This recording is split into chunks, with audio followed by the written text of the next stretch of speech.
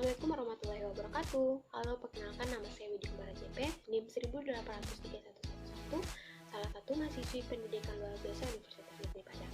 Nah, pada video kali ini saya akan mensimulasikan RPP pembelajaran PPKN bagi anak berkesulitan belajar.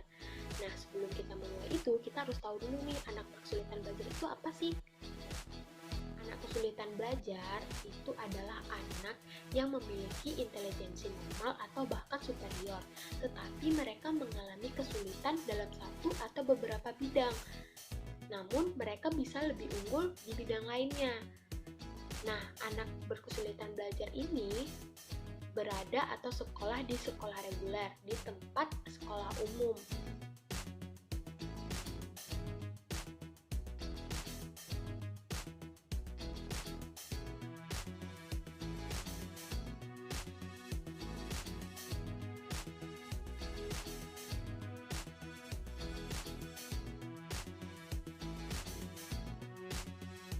Nah, karena anak ini berada di sekolah reguler dan dia sama dengan anak-anak yang normal di sekolah biasa, maka pembelajarannya itu pun sama, tetapi ada beberapa bagian yang ada beberapa tambahan.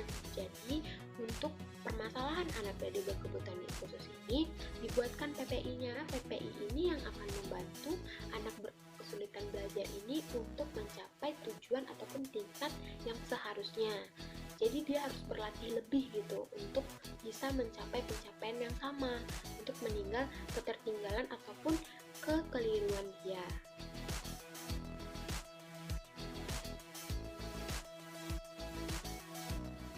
Assalamualaikum warahmatullahi wabarakatuh. Selamat pagi semua. Wah, semuanya udah pada semangat untuk mau mulai pembelajaran hari ini? Nah, tadi sebelum berangkat sekolah udah pada sarapan belum? Nah, bagus. Kalau kita udah sarapan, kita lebih bisa untuk fokus dalam pembelajaran.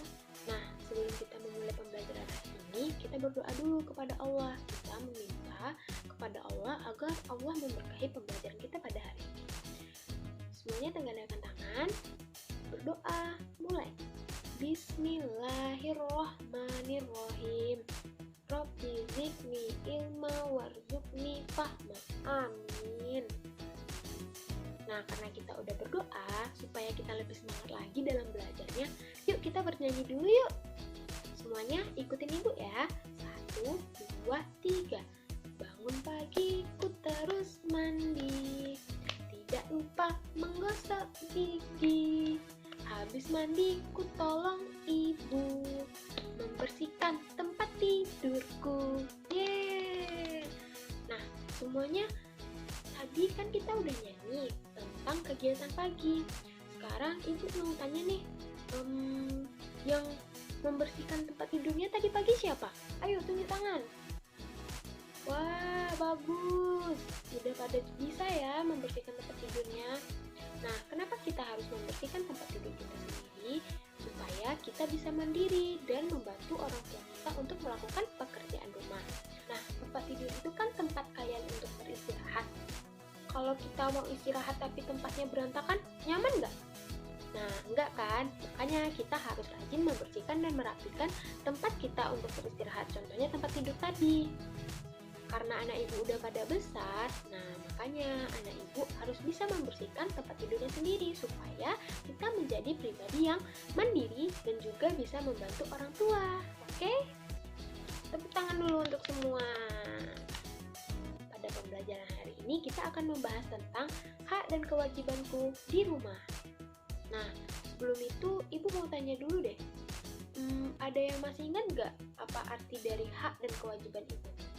Yang tahu, tunjuk tangan.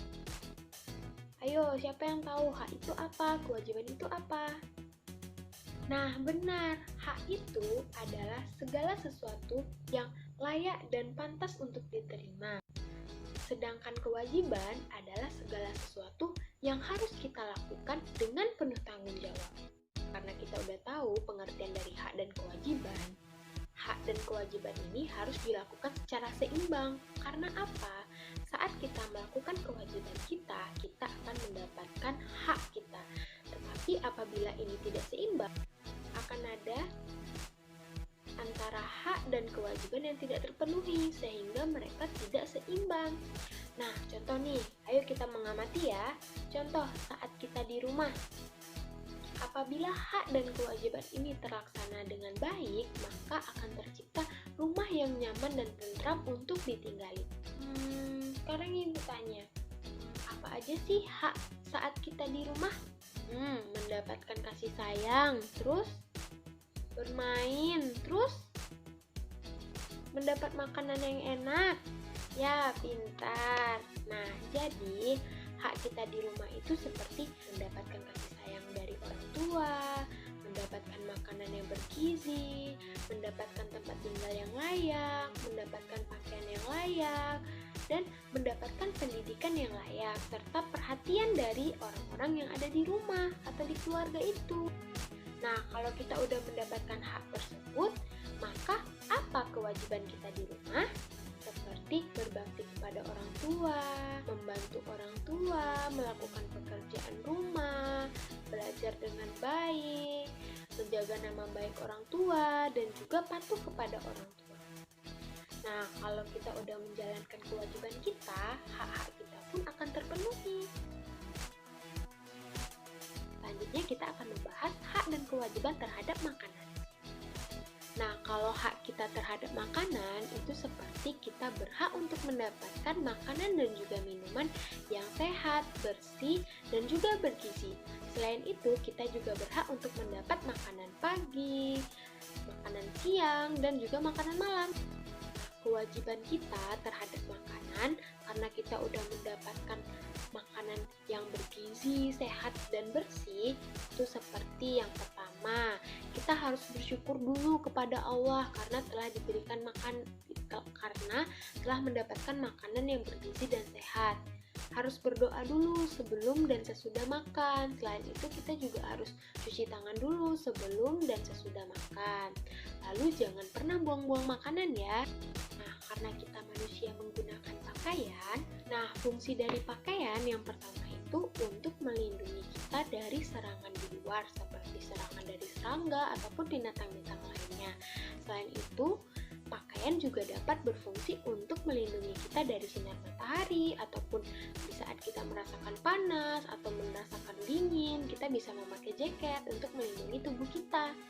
Lalu, pakaian juga berfungsi untuk membuat kita terasa nyaman. Jadi kita merasa aman jika berpergian keluar. Kan malu kalau kita tidak berpakaian kan?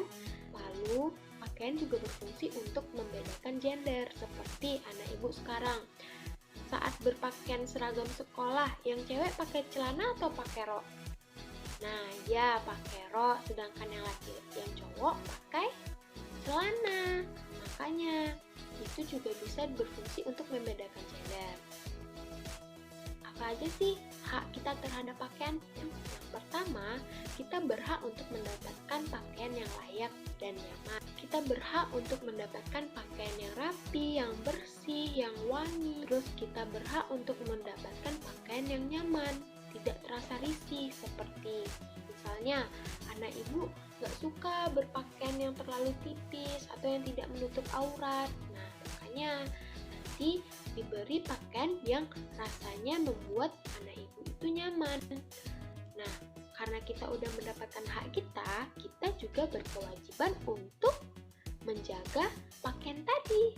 Nah, apa sih kewajiban kita terhadap pakaian?